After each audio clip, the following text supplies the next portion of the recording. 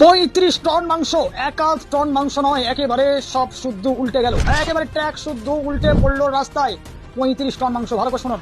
একেবারে কোথাকার মুর্শিদাবাদ রেজিনাগর চেকপোস্টে একেবারে ট্র্যাকে সহ 35 টন মাংস উল্টে পড়লো। ভাবতে পারেন এই বাংলার চিত্র। বিদেশে এক্সপোর্ট করার জন্য নিয়ে যাওয়া হচ্ছিল, আর সেই মাংস একেবারে রাস্তায়। দেখাবো সেই চিত্র, আপনারা দেখা পাচ্ছেন যে একেবারে কিভাবে উল্টে পড়ে গিয়েছে।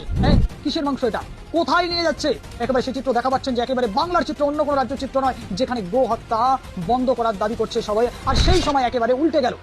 জনসম্মুখে একেবারে মাংসর গাড়ি, ভাবতে পারেন 1 টন নয়, একেবারে 35 টন, আর মুর্শিদাবাদ রেজিনাগর চেকপোস্টের কাছে। কি বলবেন, একেবারে কি বলবেন, কিসের মাংস বিদেশে যাচ্ছে? গো মাংস না অন্য কিছু? আমাদের রেজিনগর চেকপোস্টে গরুর মাংসের গাড়ি অ্যাক্সিডেন্টে সকালবেলায় উল্টে গেছে। বিরাট দুর্ঘটনা। আমাদের রেজিনগর মোড়ের মধ্যে একবারে, মোড়ে বলছে চেকপোস্টের মোড়ে, চেকপোস্টের মোড়ে কি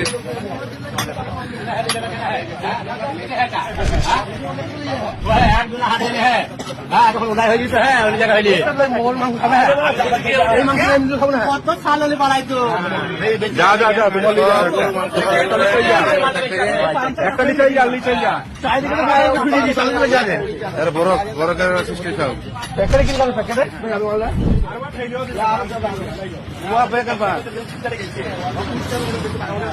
গন্ধ হয়ে যাবে। এই বরফটা যখন ঠিক আছে, পুরো গন্ধ হয়ে যাবে।